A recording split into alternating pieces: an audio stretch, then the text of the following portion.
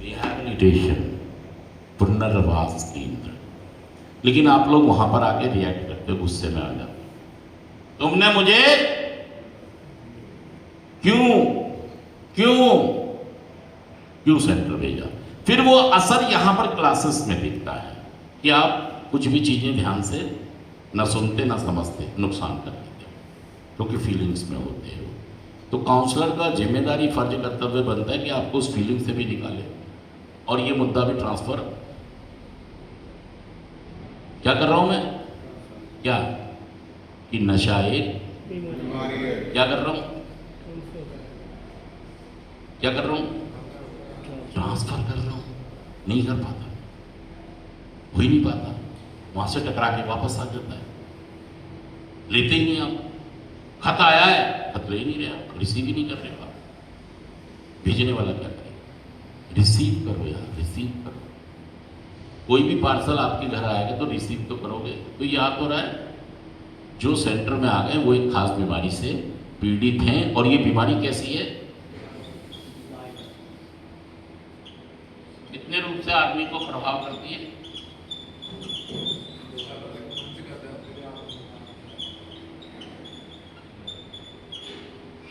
आध्यात्मिक, शरीर, मानसिक और शरीर का फंडा एक ही है। शरीर का फंडा हमारी अनुवांशिक संरचना। हमारी अनुवांशिक का मतलब होता है जो चीज हमें कहीं विरासत से भी मिली हो सकती है। ये जो आप नशेबाज बने, हो सकता है आपको ये हेरिडिटरी हो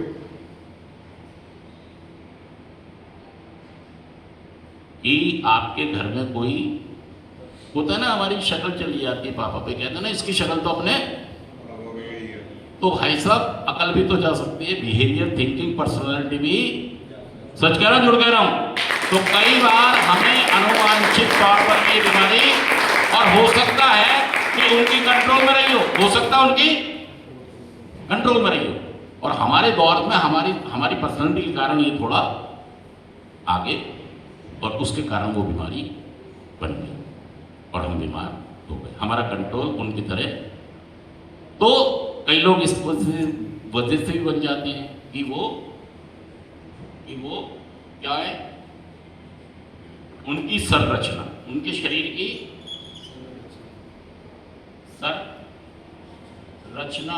संरचना का मतलब होता है उनका कुछ ऐसा स्ट्रक्चर होता है दिमाग का, बॉडी का, कि उसके अंदर हम कोई भी पहला नशा नहीं डाल सकते। और जो नशा करने वाला है वो कह रहा है मुझे हफ्ते में कोई ऐसा रास्ता बता दो कि मैं 2 पैक, मैं 3 महीने में एक बार नशा, मैं 6 महीने में एक नशा, या साल में एक बार, या शादी में, या 30 त्योहार पर 1 बार 2 बार, कभी कभी। और संरचना क्या कह रही है? First one does the damage. सारे लोग बोल दीजिए, जोर से बोलिए, first one does the damage. पहला नशा ही जानलेवा है। संरचना क्या कह रही है? पहला नशा ही जानलेवा है। और आप क्या कह रहे हैं? मैं तो 3 महीने में एक बार। अरे भाई साहब वो ये कह रहा है तुम्हें जिंदगी भर नहीं करना। क्या कह रहा है WHO? तुम्हें जिंदगी भर करना, तुम कर रहे हो बात कभी कभी ही। कई लोगों की फिर डिपेंडेंसी हो जाती है, वो शारीरिक, मानसिक और आध्यात्मिक रूप से, मतलब वो नशा नहीं करेंगे तो खत्म। खुशियां खत्म, आई नहीं। इस बार न लड़की घुमाने में मजा आ रहा, न खाना, न सोने में, मतलब किसी काम में आपको मजा। रूखी रूखी सी जीवन हो गई, सूखा सूखा सा। और पैर लगाते ही जैसे सूरज की गर्मी को तपते हुए तन से मिल जाए पर्वत की ऐसा ही सुख मेरे मन को मिला है जब से शराब मेरे जीवन में आई मेरे। मतलब आपने सारी खुशियां नशे को क्या कर ली कि नशा होगा और फिर चीजें उलझती चली जाती हैं, तो फिर इस तरह से पीते रहते हो कि लोग तुम्हें समझ लेंगे। फिर किसी से खुन्नस हो जाती है, पापा से, मम्मी से, भाभी से, बीबी से, किसी से भी, या घर में या पड़ोस में या समाज में, तो इस वजह से पीने लग जाते हैं। फिर उसके से दूर नहीं हो पाते क्योंकि डिपेंडेंसी शारीरिक तौर पर क्या हो गई, बढ़ गई। अगर सही में आप नशा मुक्त होना चाहते हैं तो यार मतलब स्पार्क पैदा करो, जुनून पैदा करो कि मुझे रिकवरी में। हाँ, मैंने कहा ना आपको, क्या शेर था एक शायर का, बड़े मशहूर और पुराने शायर थे। उन्होंने कहा मिटा दे अपनी हस्ती को, क्या कह रहे, अगर मर्तबा चाहे। वो ये कहते हैं, अगर देखो चमत्कार जब भी होते, जब हम संघर्ष, जब हम मेहनत, जब हम खुले दिमाग से चीजों को करते हैं।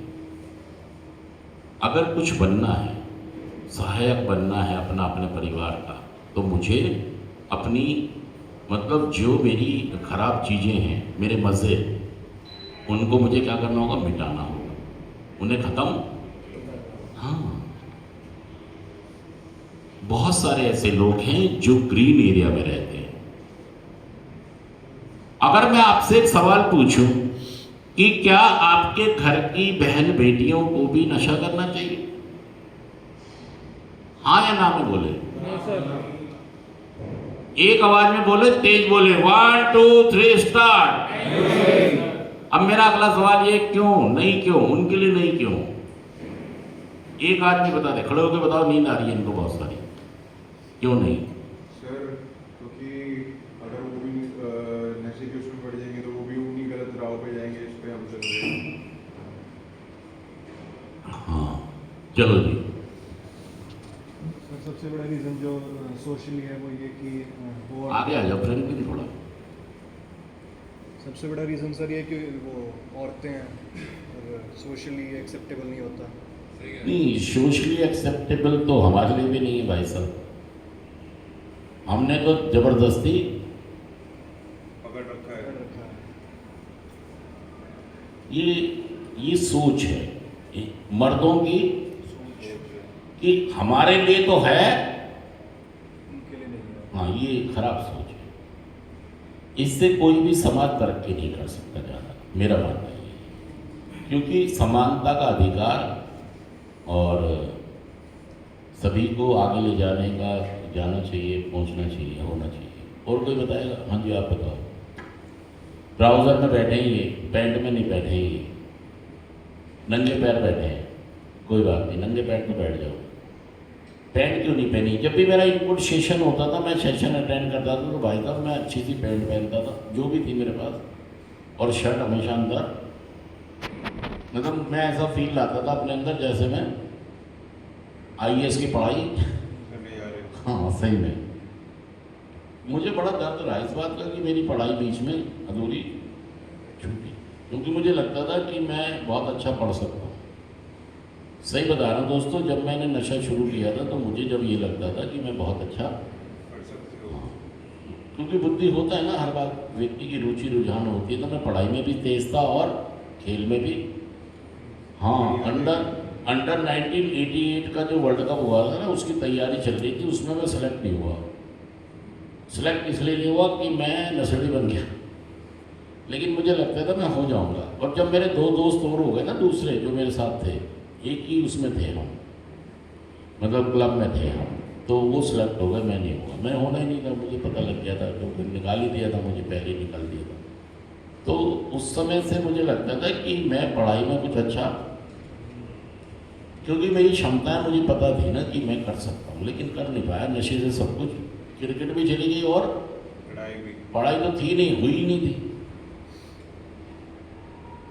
तो ले दे के फिर और निराशा, उदासी, मायूसी, गुस्सा, जीवन को लेके